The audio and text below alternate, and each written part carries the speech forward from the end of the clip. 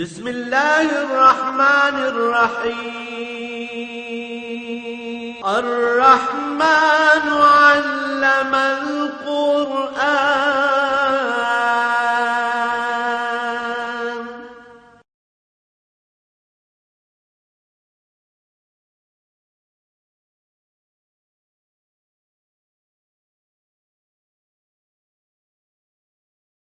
الحمد لله رب العالمين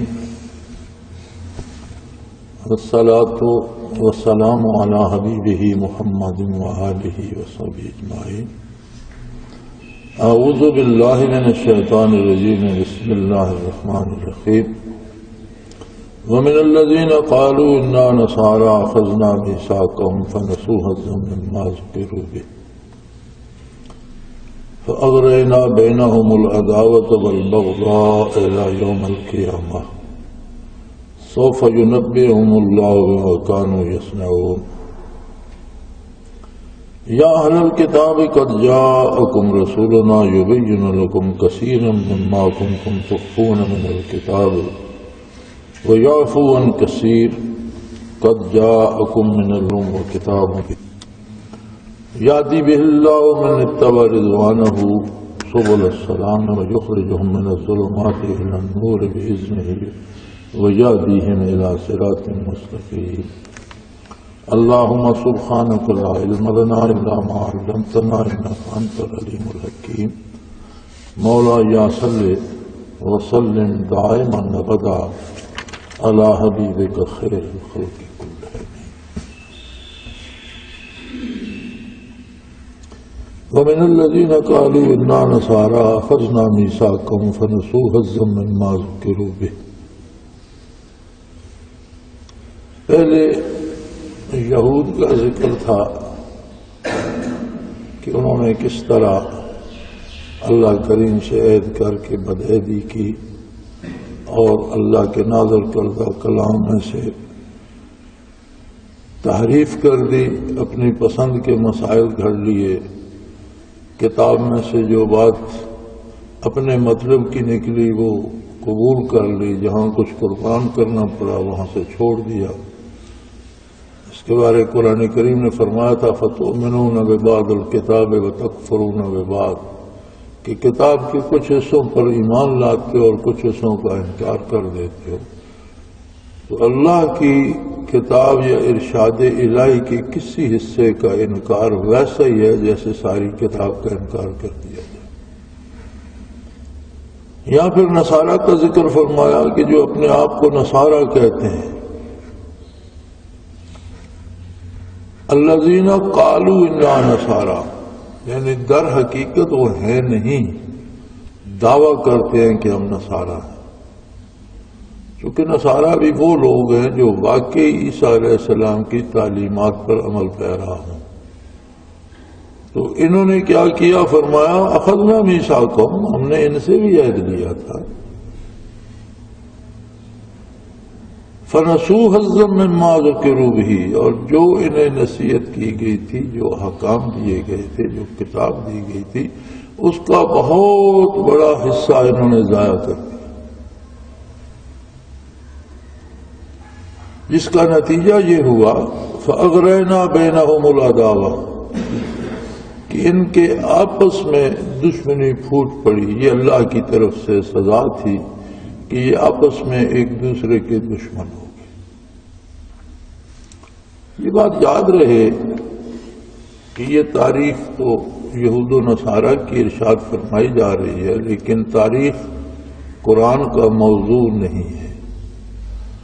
اقوام عالم کے جو قصے اور تاریخی واقعات قرآن حکیم بیان کرتا ہے وہ بطور نصیحت کے کرتا ہے کہ خدا نخواستہ اگر تم بھی ایسا ہی کرو گے تو جو سزائیں انہیں ملی ہیں وہ سزائیں تمہیں بھی ملیں گی.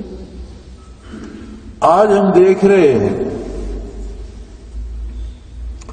کہ کسی وقت بھی کوئی چینل ٹی وی کا آن کریں تو ایک شور مچا ہوا ہے قتل و غارت کا. کوئی اخبار اٹھا کر دیکھ لیں سوائے قتل و غارت اور خون خرابے کی کچھ نظر نہیں آتا. بلا وجہ بلا جواز ایسے لوگ مارے جا رہے ہیں، نہ مارنے والا جانتا ہے میں نے کس کو مار دیا، نہ مرنے والا جانتا ہے مجھے کون قتل کر رہا ہے۔ یہ ساری مصیبت کیوں ہے؟ ہمارے دانشور بڑا زور لگاتے ہیں اور کہتے ہیں جی یہ مذہبی انتہا پسندی ہے، کچھ لوگ مذہبی جنونی ہیں، وہ دہشت گرد بن گئے ہیں اور بندوق کی نوک پر اپنی بات منوانا چاہتے ہیں، مذہب کی وہ تعبیر منوانا چاہتے ہیں جسے وہ درست سمجھتے ہیں۔ اگر ہم یہ مان لیں کہ مذہبی لوگ جنہوں نے داڑیاں رکھی ہیں، پگڑی باندھتے ہیں، سلوار قمیض پہنتے ہیں، یہ سارے انتہا پسند ہیں، تو کیا اس پر بھی کبھی سوچا جا سکتا ہے کہ جن لوگوں کا رہن سہن بوٹ جراب سے لے کر گلے کی ٹائی تک سارا انگریز اور یہودی اور نصرانی کے مطابق ہے، چہرہ یہود و نصارہ جیسا ہے، بات اردو میں کر رہے ہوں تو بھی انگریزی زیادہ بولتے ہیں، اردو کم بولتے ہیں، کیا یہ انتہا پسند نہیں؟ یعنی جو دعوے اسلام کے باوجود، اپنے آپ کو مسلمان کہلانے کے باوجود ہر طرح سے یہود و نصارہ میں فٹ ہونے کی کوشش کر رہے ہیں، اور ہندو سکھ اگر ہوں تو وہ کسی طرح پہچانے جاتے ہیں، ہندوؤں نے اگر سوٹ بھی پہن رکھا ہو، ٹائی تو ایک ماتھے پہ سرخ رنگ لگا رکھا ہوتا ہے کہ میں خونی درندہ ہوں، وہ پہچانے جاتے ہیں کہ اس کے ماتھے پہ تلک ہے، ہندو ہوگا۔ سکھوں نے اپنی شناخت، اپنا حلیہ، اپنی پگڑی، اپنی داڑھی، اپنا سلسلہ قائم رکھا ہوا ہے، پہچانے جاتے ہیں۔ لیکن جب ہمارے پاکستانی مسلمان یا دوسرے مسلمان بھائی ہو جو کسی ملک میں بھی ہیں سوائے اہل عرب کے، عرب جہاں بھی ہوں وہ پہچانے جاتے ہیں کہ اپنا چوغا، اپنا وہ رومال ہو، ان کا حلیہ ہو۔ باقی یہ سارے لوگ یا یہ ہمارے پاکستانی حکمران اور امراء طبقہ جو ہے، کیا یہ پہچانے جاتے ہیں کہ مسلمان ہیں یا یہودی یا نصارہ؟ تو اگر داڑھی رکھنا اور پگڑی باندھنا انتہا پسندی ہے تو کیا یہ انتہا پسندی نہیں دوسری طرف؟ تو کیا صرف وہی دہشت گرد ہو سکتے ہیں، یہ دہشت گرد نہیں ہو سکتے؟ کیا یہ ایسے فیصلے نہیں کرتے جن کے رد عمل میں لوگ قتل ہوتے ہیں؟ یعنی ایک طرف کو تو ہم الزام دیتے ہیں کہ یہ دہشت گرد ہے، لیکن یہ دوسری طرف جو ارباب اختیار ہیں اور کلمہ پڑھنے اور مسلمانی کا دعویٰ رکھنے کے باوجود یہ اتنی باقاعدگی سے اور اتنی ٹپ ٹاپ کرتے ہیں کہ کہیں سے کوئی کسر یہودی یا نصرانیوں کے ساتھ ملنے میں کوئی کمی نہ رہ جائے۔ یہ قمیضوں کے بٹن تک ان کی طرح ٹانکتے ہیں اور ایک ایک سلائی ان کی طرح، اور انہی کی طرح منہ ٹیڑھا کر کے بات کرنے کی کوشش کرتے ہیں۔ کیا یہ انتہا پسندی نہیں ہے؟ جو پبلک کی طرف سے انتہا پسندی ہو رہی ہے وہ صحیح نہیں ہے، وہ غلط ہے، لیکن یہ بات بھی ہمیں سوچنی پڑے گی کہ کہیں ان سوٹڈ بوٹڈ حضرات کے فیصلوں کے جواب میں تو نہیں وہ انتہا پسندی ہو رہی، وہ رد عمل تو نہیں ہے۔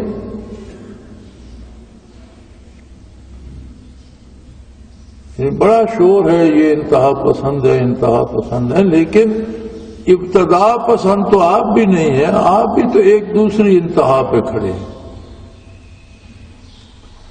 پھر ملک کی باغ ڈور تمہارے ہاتھوں میں ہے اور ان کا کوئی اپنی سمجھ میں کچھ نہیں آتا۔ یورپ میں، امریکہ میں وہ لوگ گھڑیاں سردیوں میں 1 گھنٹہ آگے کر لیتے ہیں۔ کیوں کرتے ہیں؟ سردیوں میں وہاں رات بہت لمبی ہو جاتی ہے اور دن تھوڑا رہ جاتا ہے۔ وہ 1 گھنٹہ گھڑی آگے کر لیتے ہیں کہ دن کا جتنا، کبھی کہیں کسی ملک میں 5، کسی میں 6 گھنٹے، اور کچھ ملک ایسے ہیں جہاں سرے سے 6 مہینے دن ہوتا ہی نہیں۔ ان کی مجبوری ہے، وہ چاہتے ہیں کہ دن کا سارا وقت جو ہے وہ آفس ٹائم میں آ جائے، اور وہ سردیوں میں کرتے ہیں جب دن چھوٹا ہوتا ہے۔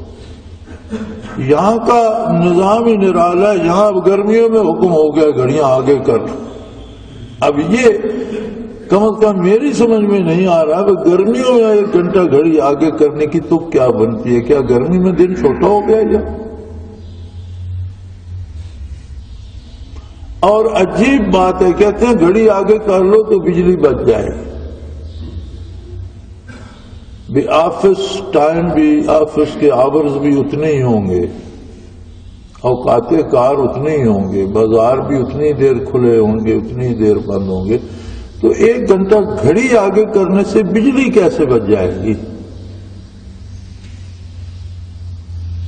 یہ بات سمجھ میں نہیں آتی کہ جن یورپی یا مغربی ممالک میں گھڑی آگے کی جاتی ہے وہ بھی سردیوں میں کی جاتی ہے کہ دن بہت چھوٹا ہو جاتا ہے تو دن کا سارا وقت جو ہے وہ یوٹیلائز کیا جا سکتا۔ یہاں گرمیوں میں آگے کی جا رہی ہے۔ پتہ نہیں، یہ سمجھ نہیں آتی کہ حکمران کیا سوچتے ہیں، کس ملک کے باشندے ہیں یہ، کس قوم سے ان کا تعلق ہے، اور کس کے دماغ سے سوچتے ہیں۔ یہ سوائے عوام کو پریشان کرنے کے اس میں اور کوئی حاصل نہیں ہے۔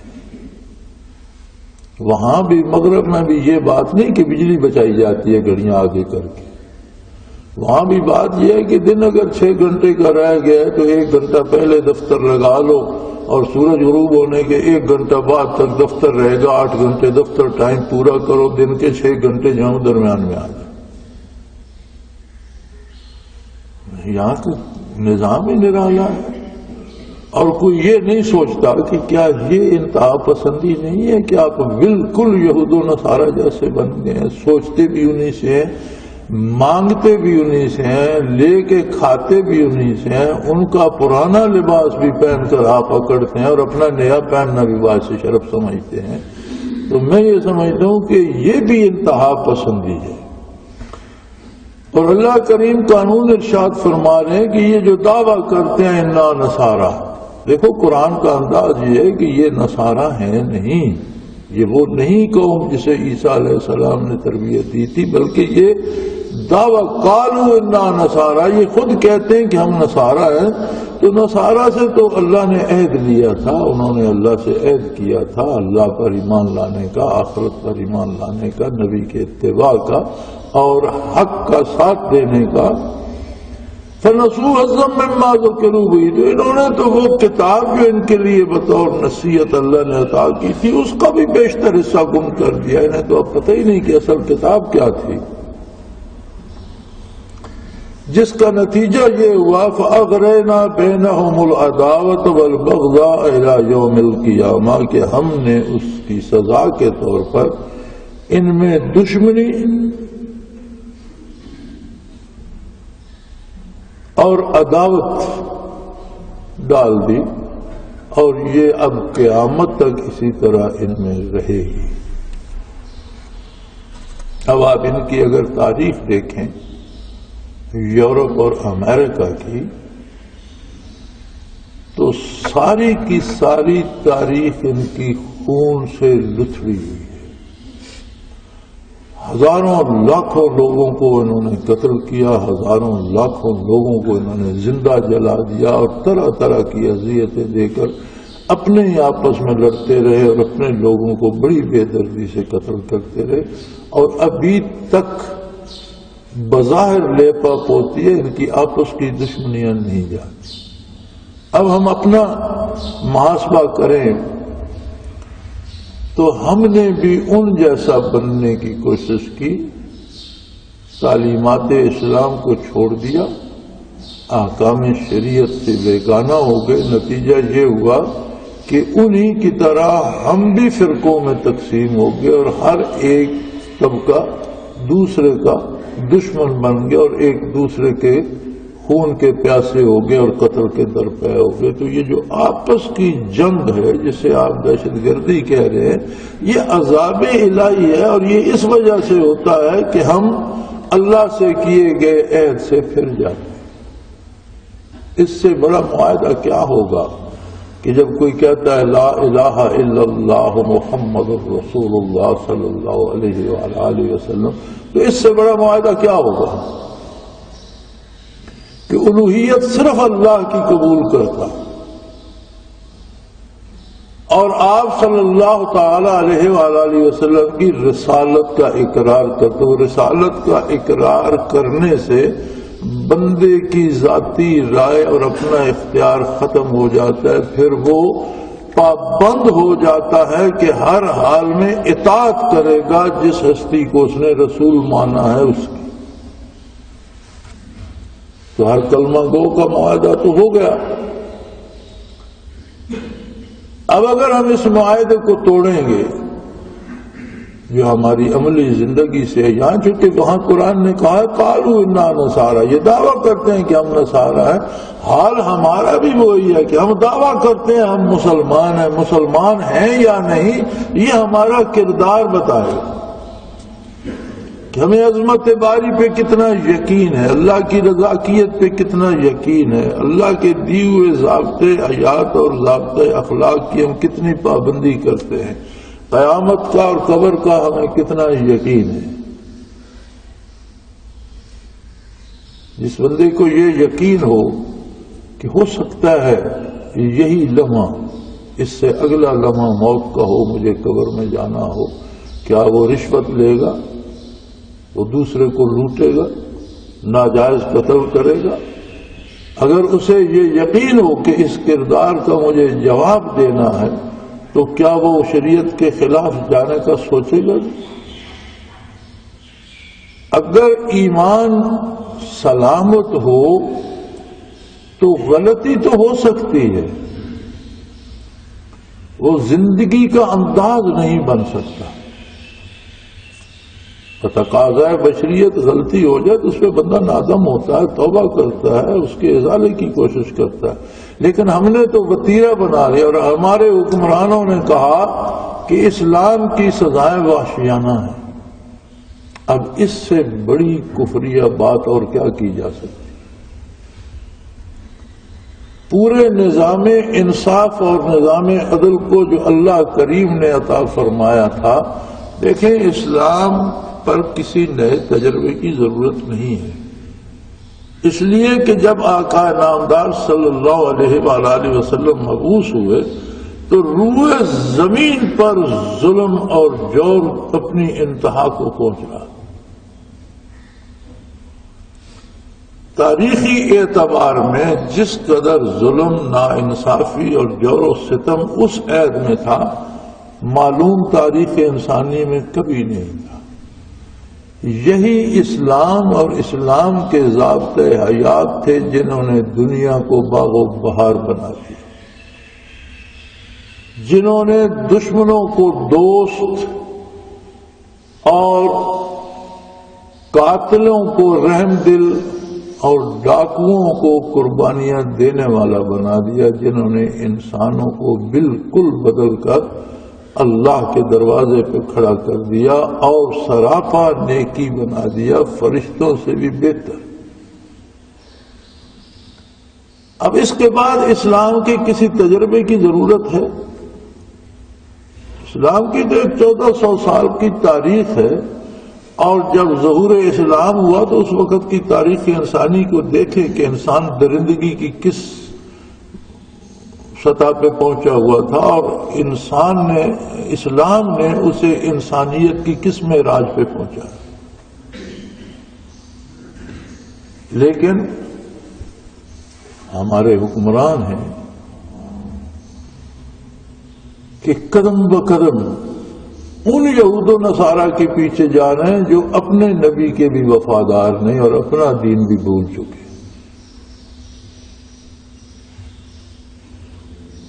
سو فرمایا ان پر اللہ کریم نے یہ مصیبت ڈالی کہ آپس میں ایک دوسرے کے دشمن بن گئے، ایک دوسرے کو قتل کرنے پہ لگ گئے، اور قوموں کی قومیں اور نسلوں کی نسلیں تباہ ہوئیں۔ بلکہ دوسری دنیا کو بھی کتنی دفعہ انہوں نے آگ کی لپیٹ میں لیا، اور یہ جو جنگ عظیم اول اور جنگ عظیم دوم ہوئی، انہی کی کارستانی تھی، اور اس میں کتنے لوگ لقم اجل بنے اور دنیا میں کتنی تباہی پھیلی۔ یہ قصہ سنانے کا مطلب یہ ہے قرآن حکیم کا کہ اگر تم ایسا کرو گے، تعلیمات پیغمبر صلی اللہ علیہ وسلم کو چھوڑ دو گے، اپنی پسند سے کام کرو گے، تو دعویٰ کرتے رہو ہم مسلمان ہیں، تمہارا دعویٰ عذاب الہی کو نہیں روک سکے گا، تمہارے اندر بھی دشمنیاں پھوٹ پڑیں گی، تم بھی ایک دوسرے کے گلے کاٹنے لگ جاؤ گے، ایک دوسرے کے ساتھ دوستی کی بجائے دشمنی کرو گے، ایک دوسرے کو قتل کرو گے، تم بھی تباہ ہو جاؤ گے۔ تو یہ دہشت گردی، اب ہمارے حکمران کہتے ہیں، جناب وزیر اعظم فرما رہے تھے ہم اس کو جڑ سے اکھاڑ کر پھینک دیں۔ اب اگر اس کی جڑی بالائے عرش ہے، یہ حکم باری تعالی سے باذن الہی ہو رہی ہے، بطور سزا مسلط ہو گئی ہے، تو آپ جڑ کھودنے کہاں جائیں گے؟ اس کی جڑ یہاں کسی ٹبے ٹیکرے پر تو ہے نہیں، عذاب الہی جو آتا ہے تو اس تو اللہ کی بارگاہ سے آتا ہے۔ یہ تو میں سمجھتا ہوں یہ تباہی تو ہم پر اس بارگاہ سے نازل ہو رہی ہے جس کی نافرمانی کا ہم نے ٹھیکہ لے لیا، اور اس کی جڑ کاٹنے کا علاج ہے توبہ اور رجوع اللہ۔ آج بھی من حیث القوم ہم توبہ کریں، اللہ سے مغفرت چاہیں، اور نبی کریم صلی اللہ علیہ وسلم کا اور اللہ کی اس کتاب کا دیا ہوا نظام حیات اپنا لیں، تو آج بھی یہی دنیا، یہی ملک جنت نظیر بن سکتا ہے۔ اب یہ کاٹنے سے تو نہیں کٹے گی،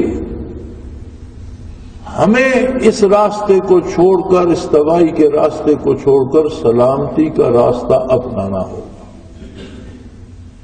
لیکن یہ ایسی بات ہے جو ہم کہہ رہے ہیں، ہمارے جیسے لوگ سن رہے ہیں، یہ غریبوں کی بات ہے، یہ عام آدمی کی بات ہے، عام سطح پر ہی رہ جاتی ہے۔ حکمران ہم سے بہت دور اوپر بیٹھے ہیں، وہاں تک ہماری آواز نہیں پہنچتی۔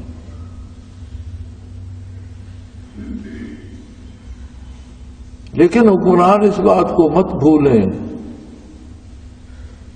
کہ تمہاری کوتاہیاں اگر قوم کو عذاب میں مبتلا کریں گی تو کل فردہ قیامت تمہیں پوری قوم کا حساب بھی دینا ہوگا۔ جہاں اپنا اپنا حساب دینا مشکل ہو جائے گا، وہاں جب تم کروڑوں کا حساب دو گے جن پر تمہاری وجہ سے تباہی آ رہی ہے اور جو گمراہی کا شکار ہو رہے ہیں، تو اس وقت پتہ چلے گا کہ یہ بات معمولی نہ تھی۔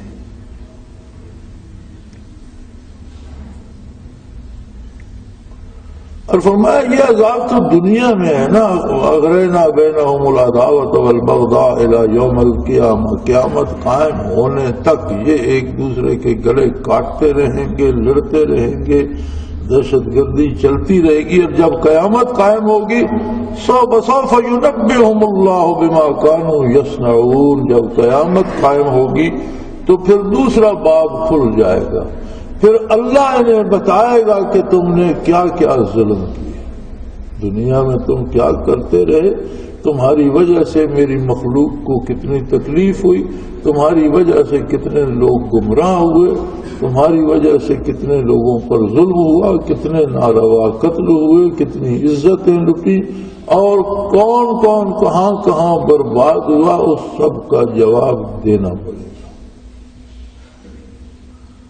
ہمارا دنیا میں تو ان پر دشمنی کا، عداوت کا عذاب آئے گا، اور قیامت تک یہ ایک دوسرے کے گلے کاٹتے رہیں گے۔ اب قیامت جب قائم ہوگی، دنیا ہی ختم ہو جائے گی، دنیا کا یہ عذاب ختم ہو جائے گا، تو ان کی جان چھوٹے گی نہیں، یہ اس سے بڑی مصیبت میں مبتلا ہو جائیں گے کہ جو ظلم کیے تھے اب ان کا جواب۔ اور وہ مظالم انہیں یاد ہوں گے یا نہیں؟ یہ ایک جملہ ارباب اختیار کہہ دیتے ہیں اور اس پر لاکھوں لوگ قتل ہو جاتے ہیں۔ انہیں احساس بھی نہیں ہوتا کہ میرے اس جملے نے کتنا رد عمل پیدا کیا اور اس کے نتیجے میں کتنی تباہی آئی۔ انہیں تو ہوش نہیں ہوگا۔ ينبئهم اللہ، اللہ انہیں یاد کرائے گا، بتائے گا کہ تم نے یہ کیا، تم نے یہ کیا، اس کے نتیجے میں اتنے مظالم ہوئے، اس کے نتیجے میں اتنی تباہی آئی۔ ينبئهم اللہ بما كانوا يصنعون، جو کچھ یہ کرتے رہے ہیں ان کی ساری کارستانی کی فہرست حرف حرف اللہ انہیں بتائے گا۔ ہم اس اعتبار سے بہت خوش نصیب ہیں کہ ہم محمد الرسول اللہ صلی اللہ علیہ وآلہ وسلم کی امت میں سے۔ اس آخری امت پر اللہ کریم کا یہ بہت بڑا احسان ہے کہ اس کے لیے ہر لحظہ توبہ کا دروازہ کھلا ہوا۔ ہم سے پہلے بھی قوم طائف بھی ہوتی رہی ہیں۔ موسیٰ علیہ نبینا علیہ الصلوۃ والسلام طور پہ تشریف لے گئے اور ہارون علیہ السلام کے سپرد کر کے قوم کو۔ آپ کے تشریف لے جانے کے بعد سامری نے سونا گلا کر ایک بچڑے کا بت سا بنا لیا اور اس نے کہا کہ اللہ تو اس میں موجود ہے، یہ معبود ہے۔ فنسیا موسیٰ، موسیٰ علیہ السلام کو غلطی لگی، وہ کہیں پہاڑ پہ چلے گئے ہیں جبکہ معبود تو یہ ہے۔ تو ایک حصے نے، کچھ لوگوں نے اس کی بات مان کر اس بچڑے کو سجدے کرنے شروع کر دی، اس کی پوجا میں لگ گئے۔ ہارون علیہ السلام نے روکا، وہ نہ رکے، تو دو طبقے بن گئے۔ کچھ نے کہا نہیں، موسیٰ علیہ السلام آئیں گے تو جو انہوں نے بتایا ان کے آنے تک اس پر عمل کریں گے، وہ آئیں گے تو جو وہ حکم دیں گے وہ مانیں گے۔ کچھ نے بچڑے کی پوجا شروع کر دی۔ اب قصہ، موسیٰ علیہ السلام واپس تشریف لائے، بڑے ناراض ہوئے، پھر ان سے بات کی، وہ بت لے کر جلا دیا آپ نے اور اس کی خاک بھی دریا بہا دی۔ اور ان سے بات کی تو سب اس بات پہ راضی ہو گئے کہ ہم سے غلطی ہوئی اور اس سامری نے ہمیں اس مصیبت میں مبتلا کر دیا۔ موسیٰ علیہ السلام نے اس سے پوچھا کہ تو نے یہ شرارت کیوں کی؟ تو اس نے کہا میں جس دن فرعون غرق ہوا تھا تو جبرائیل امین گھوڑے پر سوار سارے لشکر کو ہانک کر پانی میں گرا رہے تھے، تو میں نے یہ دیکھا کہ جہاں گھوڑے کا پاؤں لگتا ہے وہاں حیات پیدا ہو جاتی ہے، سبزہ اگاتا ہے۔ تو میں نے وہاں سے تھوڑی سی مٹی اٹھا لی تھی، تو میرے دل میں یہ شرارت سوجی، میں نے بت بنا کر وہ مٹی اس میں ڈال دی اور اس سے مختلف آوازیں آنا لگیں۔ تو آپ نے فرمایا کہ آخرت کا حساب اللہ جانے، لیکن دنیا میں تیرے لیے یہ سزا ہے کہ تو ساری زندگی کہتا رہے گا لا مساس، مجھے مت چھونا۔ اس پر ایسا عذاب مسلط ہوا کہ کوئی بندہ اس سے سلام بھی لیتا یا اسے چھو لیتا، چھونے والے کو بھی بخار ہو جاتا، اس کو بخار ہو جاتا۔ تو جہاں کوئی بندہ دیکھتا تھا دور سے چلاتا تھا بھائی مجھے چھونا نہیں، میرے پاس مت آنا، دور رہو۔ قوم نے توبہ کی ٹھانی، انہوں نے دعا کی بار الہ ان سے غلطی ہو گئی ہے، انسان ہیں، میں بھی موجود نہیں تھا، انہیں اپنی غلطی کا احساس ہے اور تیری بارگاہ میں معافی کے طالب ہیں۔ ارشاد ہوا کہ جنہوں نے سجدہ کیا ہے اگر یہ معافی چاہتے ہیں تو یہ گردنیں خم کر کے کھڑے ہو جائیں، اور جنہوں نے سجدہ نہیں کیا وہ ان کی گردن مار دیں، جو قتل ہوتا جائے گا اس کی توبہ منظور ہوتی جائے گی۔ مجھے یاد نہیں کہ کتنے دن رات یہ قتل عام جاری رہا، قتل کرنے والے بھی باپ اور بھائی اور رشتہ دار تھے، اور قتل ہونے والے بھی بھائی اور باپ اور بیٹے اور رشتہ دار تھے۔ اور لکھتے ہیں علماء کہ موسیٰ علیہ السلام خیمے سے نکلے تو اتنا خون بہہ چکا تھا کہ ان کا پاؤں خون کے کیچڑ میں دھس گیا۔ تو انہوں نے دعا کی کہ بار الہ بے شمار لوگ مارے جا چکے ہیں، تو ارحم الراحمین ہے، ان کو اب معاف، جو بچ گئے ہیں انہیں معاف فرما دے۔ تو اللہ نے کرم فرمایا موسیٰ انہوں نے توبہ خلوص سے کی ہے، جو مارے جا چکے ہیں میں انہیں شہادت سے سرفراز کر دوں گا، جو بچ گئے ہیں ان کی توبہ قبول کرتا ہوں۔ موسیٰ کلیم اللہ اولو العزم رسول تھے، براہ راست خطاب الہی نصیب ہوتا تھا، کلام باری نصیب ہوتا تھا، قوم میں موجود تھے، قوم نے پورے خلوص سے توبہ بھی کی، قتل ہونا بھی گوارا کر لیا، لیکن توبہ آسانی سے تو منظور نہ ہوئی، کتنی کڑی شرط ہے۔ ایک ہم ہے کہ جنہیں فرما دیا حضور اکرم صلی اللہ علیہ وسلم نے کہ اگر تم گناہوں سے زمین و آسمان کے درمیان کی فضا کو بھر بھی دو، پھر بھی خلوص سے توبہ کرو، واپس آ جاؤ، اللہ تمہارے سارے گناہ معاف فرما کر تمہیں قبول فرما لے۔ کوئی شرط نہیں، کوئی دکھ نہیں، کوئی تکلیف نہیں۔ ہاں پورے خلوص سے یہ طے کر کے فیصلہ کرنا ہے۔ توبہ کا مطلب، توبہ صرف لفظ نہیں ہے، توبہ ایک عمل ہے جس کا مطلب ہے کہ میں اپنا عقیدہ، نظریہ اور کردار دونوں چیزیں ویسی اختیار کر رہا ہوں جیسی محمد الرسول اللہ صلی اللہ علیہ وسلم نے فرمائی ہے۔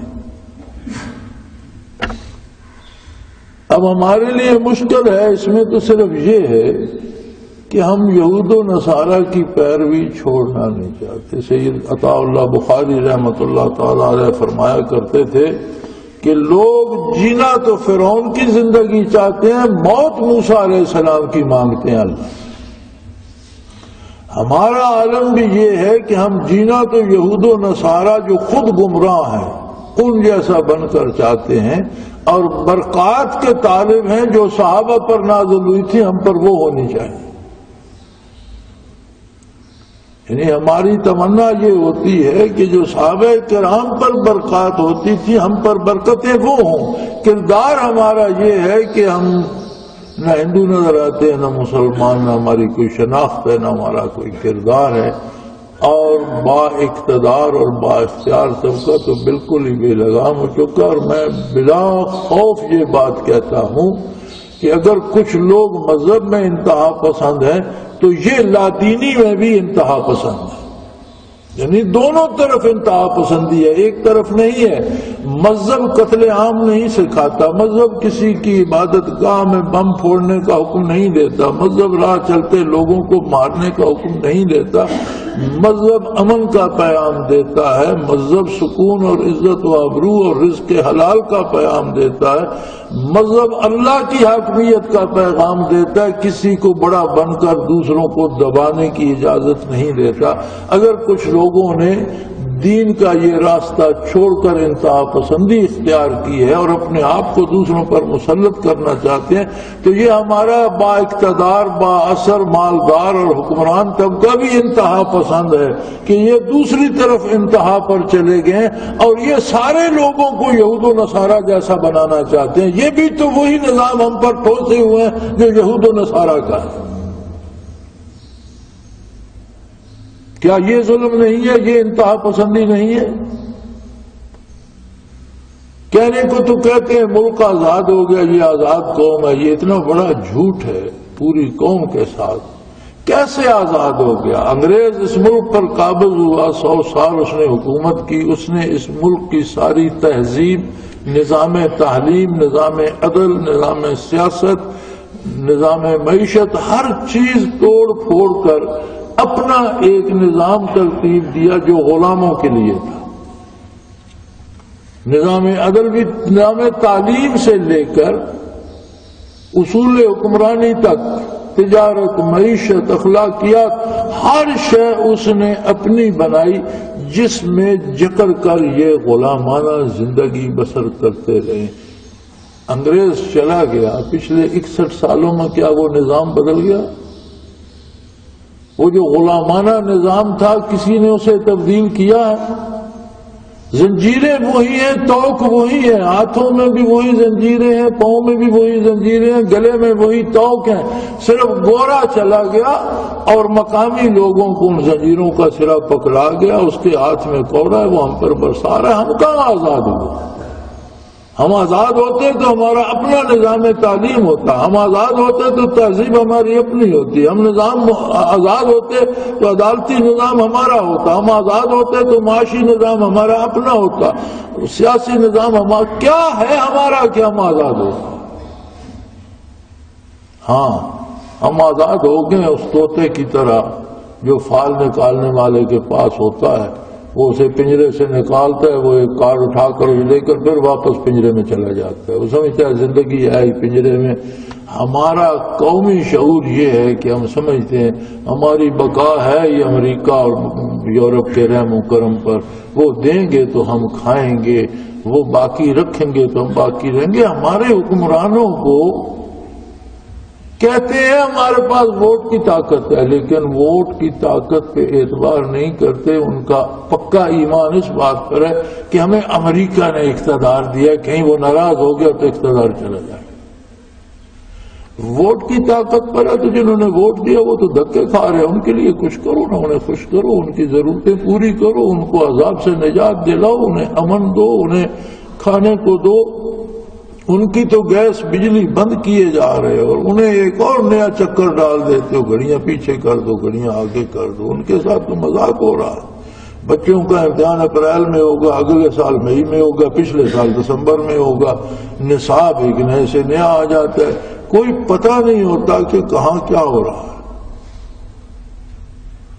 تو جنہوں نے ووٹ دیا اور کہتے ہو یہ عوام کی طاقت، عوام تو پس رہے ہیں، عوام میں طاقت کہاں بچی ہوئی ہے کہ آپ کو دے رہے ہیں؟ تو میرے بھائی یہ عذاب الہی ہے اور اس کی جڑ توبہ سے کٹ سکتی ہے۔ میرا مشورہ ہے حکمرانوں کو بھی کہ اللہ توفیق دے، توبہ کریں، اور میری گزارش اپنے جیسے لوگوں سے، آپ سے بھی ہے، کم از کم ہم اتنا تو کر سکتے ہیں کہ ہم ذاتی طور پر توبہ کر لیں اور دین برحق کو شعار بنا لیں، اپنا کردار حضور صلی اللہ علیہ وسلم کی سنت کے مطابق ڈھال لیں۔ آخر ہم بھی ایک چھوٹا سا حصہ ہے پاکستان کا، کم از کم اس چھوٹے سے حصے کی تو اصلاح ہو جائے۔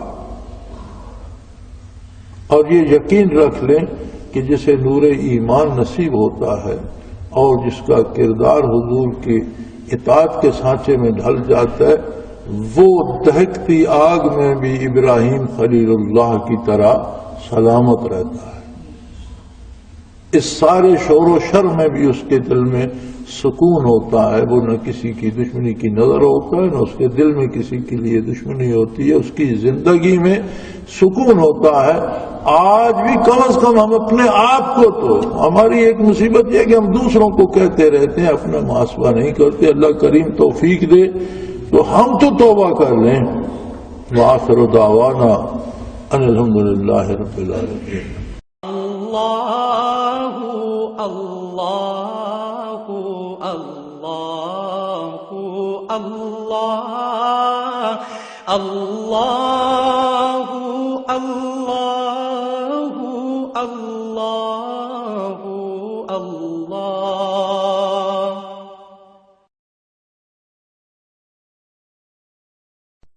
حضرت امیر محمد اکرم آوان مد ذلہ العالی دارالعرفان منارہ ضلع چکوال میں سالہ سال سے قرآن و حدیث کے اوپر خطابات کر رہے ہیں اور سلسلہ نقشبندیہ اویسیہ کے مطابق لوگوں کو ذکر الہی کی تربیت دے رہے ہیں۔ وہ قرآن پاک کی تفسیر ترتیب وار بیان کر رہے ہیں۔